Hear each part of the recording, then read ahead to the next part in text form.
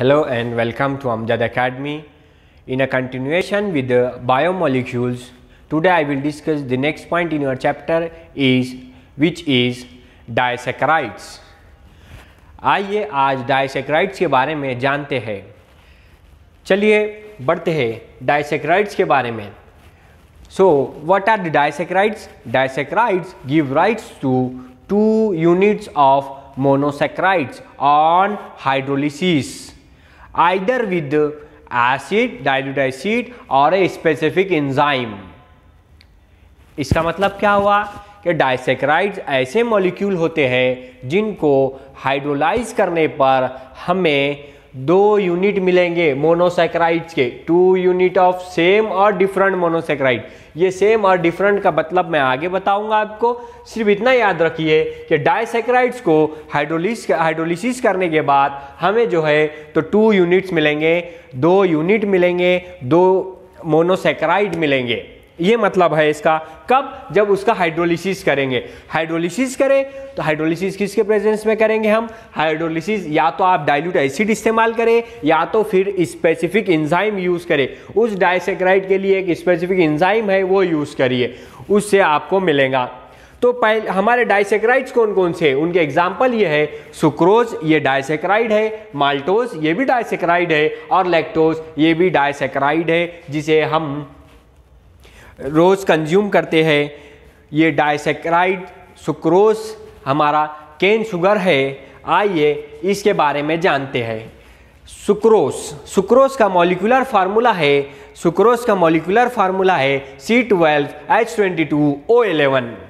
ये सुक्रोज है। इसका जब हम हाइड्रोलिसिस करेंगे डाइल्यूट एसिड के प्रेजेंस में या फिर स्पेसिफिक एंजाइम इस्तेमाल करेंगे जिसका नाम है इन्वर्टेस, जो हमको हाइड्रोलिसिस होने के बाद दो मोनोसैकेराइड देगा। इसका मतलब यह है टू यूनिट्स ऑफ मोनोसैकेराइड। देखिए दो यूनिट मिल गए हमें, टू यूनिट्स ऑफ मोनोसैकेराइड, जिसमें से एक मोनोसैकेराइड का नाम है डी ग्लूकोज और दूसरे मोनोसैकेराइड का नाम है डी फ्रक्टोज। आइए सुक्रोज जो है it is a disaccharide on hydrolysis with the dilute acid or a specific enzyme which is named as invertase. It will give us D-glucose and D-fructose. Now while here plus sign because it is dextrorotatory and minus sign indicates that our fructose is levorotatory. आइए हमारे sucrose के बारे में जानते हैं। Sucrose क्या है हमारा? सुक्रोज डी सुक्रोज है जिसका ऑप्टिकल रोटेशन जो है प्लस 66.5 डिग्री है। ये इसका ऑप्टिकल रोटेशन है। जैसा कि आप जानते हैं ये प्लस साइन है, इसका मतलब ये है ये डेक्स्ट्रो है और इसका डेक्स्ट्रो रोटेशन इतना है।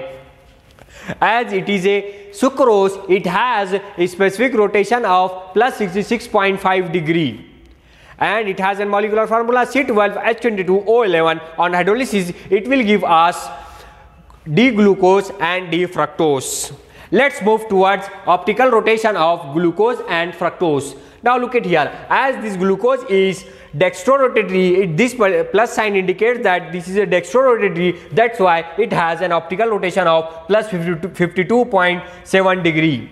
And as this fructose it is levorotatory because it has minus sign here. It can rotate plane polarized light towards left hand side, that's why it is a levorotatory and it has an optical rotation of minus 92.4 degree.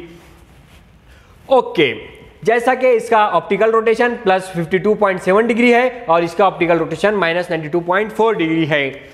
तो इससे क्या साबित होता है? यहाँ पर product की side में क्या साबित होता है? प्रोडक्ट की साइड ये साबित होता है कि यहाँ पर ग्लूकोज का ऑप्टिकल रोटेशन कम है as compare to optical rotation of fructose.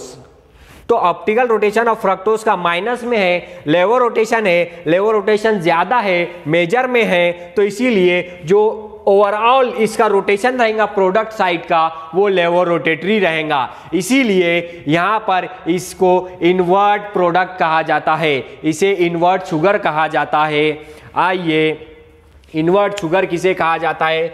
यहाँ जो प्रोडक्ट है इसे इन्वर्ट शुगर कहा जाता है, इन्वर्ट शुगर।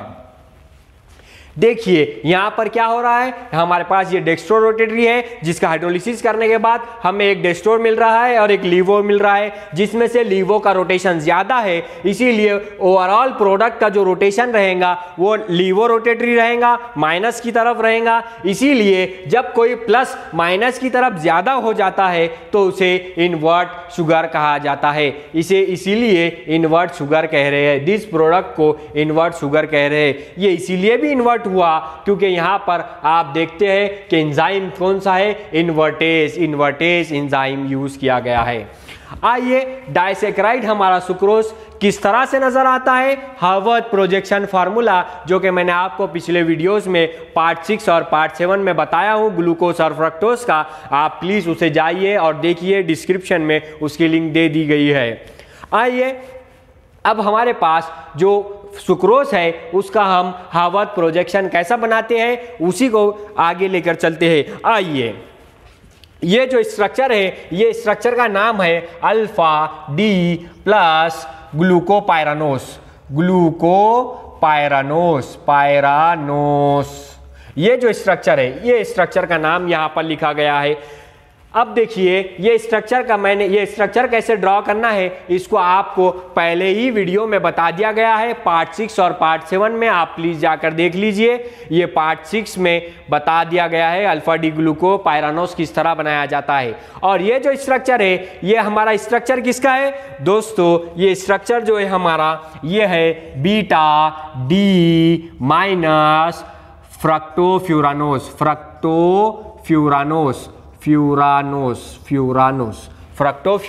का ये स्ट्रक्चर है, ये फ्रक्टोफ्यूरानोस का स्ट्रक्चर है। ये दोनों मोनोसेक्राइड है। अब देखिए क्या होता है, ये दोनों मोनोसेक्राइड, इसके पास ये एनोमेरिक कार्बन है, इस कार्बन से हम डिस्टिंग्विश कर सकते हैं कि अब बनने वाला ग्लूकोपायरानोस जो है अल्फा है या बीटा है, जो कि चूंकि ये डाउन दी प्लेन है इसीलिए ये अल्फा है, और चूंकि ये अबव दी प्लेन है इसीलिए ये बीटा है। अब देखिए, अब यहाँ पर इसका एक H और OH, यहाँ पर आप अगर गौर से देखें तो मैं यहाँ पर देखिए, मैं इसे थोड़ा बड़ा लिख देता हूँ। यहाँ पर ये जो है OH है और इसका OH है, तो मैं यहाँ से इसका H ले लूँगा और इसका OH ले लूँगा। अब इस बहस में आप ना जाए कि किसका OH और किसका H जाएगा, बस इतना याद रखिए क्या यहाँ से हमें वाटर मॉलिक्यूल को रिमूव करना है। मैं यहाँ पर रिएक्शन में लिख दूंगा removal of water molecule.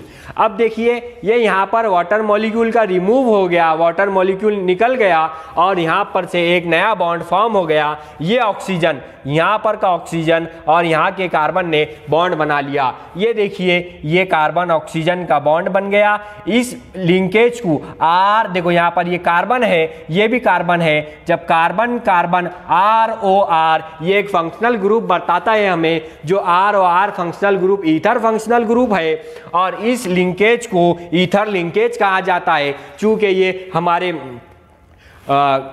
Carbohydrate है, इनको जनरल नाम जो दिया गया है वो ग्लाइकोज दिया हुआ है, इसीलिए इस लिंकेज को ग्लाइकोसाइडिक लिंकेज कहा जाता है। अब आप कहेंगे सर ये तो बहुत अच्छे से आपने जू का तू उतार दिया, ये क्यों इस तरह से उतारा गया है? क्योंकि ये आपकी टेक्स्ट बुक में इसी तरह का दिया हुआ है।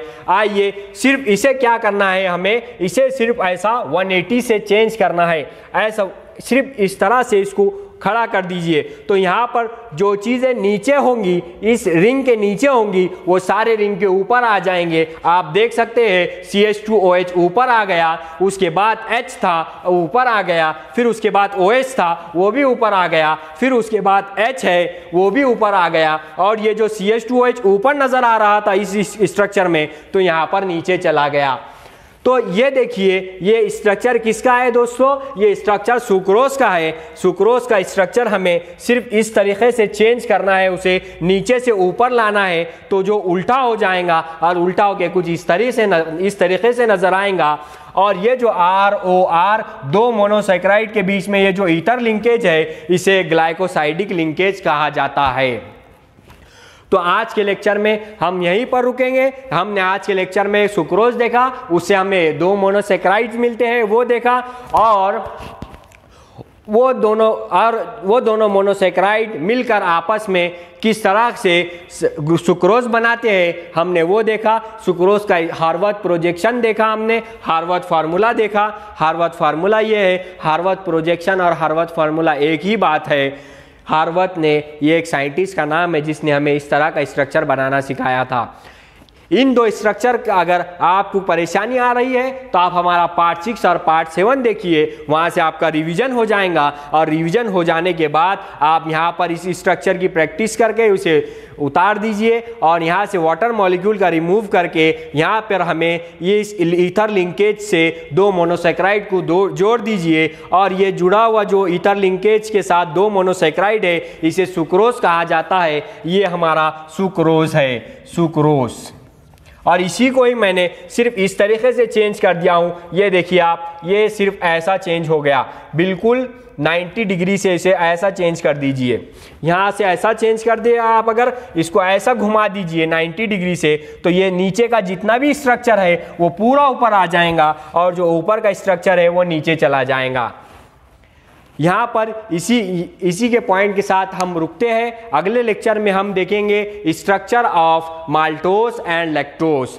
Till then keep watching our channel, do subscribe, do like to my channel, and don't forget to watch our other series on physics and on mathematics. So thank you for coming on Amjad Academy. Thank you very much.